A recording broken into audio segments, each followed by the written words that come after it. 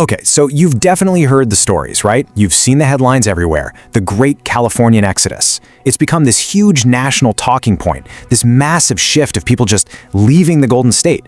But, beyond all that chatter, what's really driving this thing?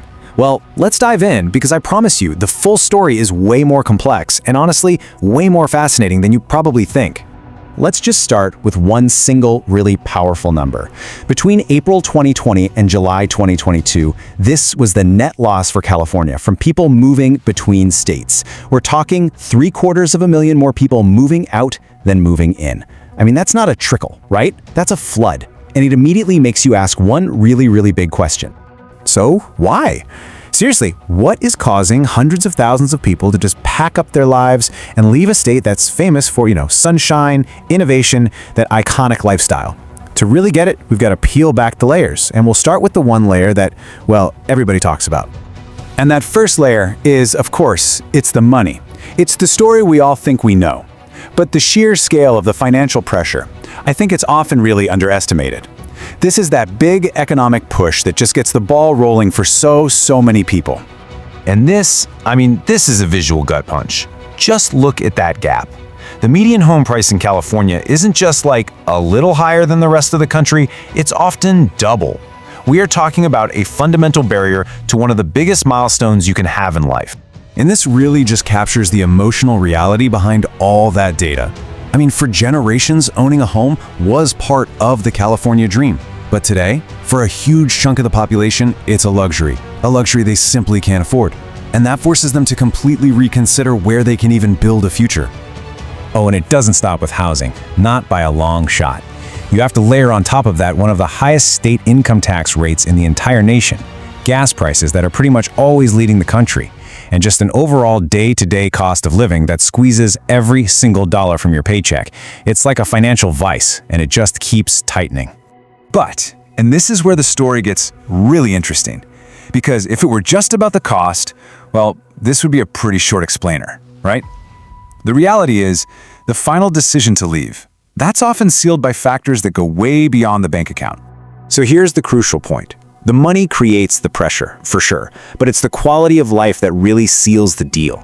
For, say, a small business owner, burdensome regulations isn't some abstract term. It's the really specific, complex labor laws that are adding hours and hours of paperwork to their week. And for families, it can be the feeling that the political climate just doesn't reflect their values anymore. And then for almost everyone, it's those absolutely soul-crushing commute times that literally steal hours from your day every single day. These are the things that finally tip the scales. And this quote, this really puts a human face on the whole thing. It just captures that exhaustion that so many people feel. It wasn't just about the price of the house. It was about the price of their peace of mind. They were out there searching for more time, more space, and just less daily friction. And this really gets to the heart of a huge cultural shift. That iconic California dream, the promise of laid-back living and just endless opportunity, it's clashing head-on with this modern reality. And that reality is defined by high stress and fierce competition for, everything, from a parking spot to a seat in a good school. Okay, so people decide to leave. But then what happens? The story doesn't just end when the moving truck crosses the state line.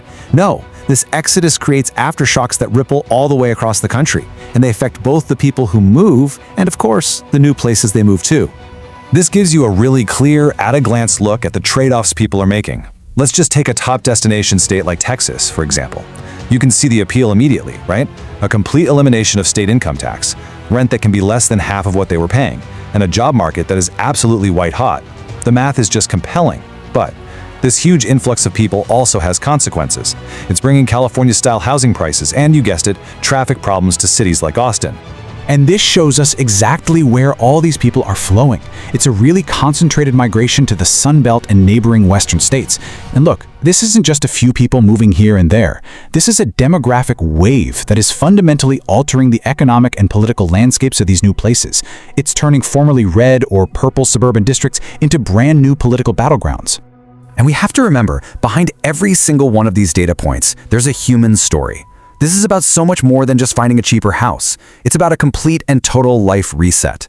We're talking new careers, new communities, new schools, and a really profound reevaluation of what a better life even means to them. So all of this, it brings us to a final and pretty provocative question. As hundreds of thousands of people continue to leave, what does that actually mean for the future of one of America's most powerful and enduring ideals?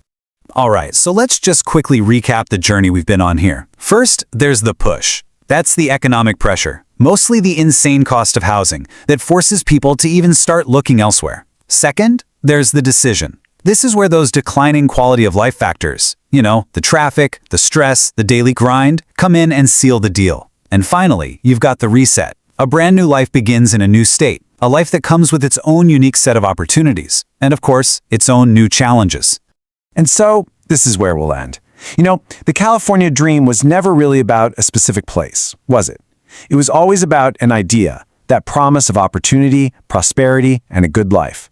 So the ultimate question this whole exodus forces us to ask isn't whether that dream is dead, but maybe whether it has simply packed its bags and is relocating to a whole new address.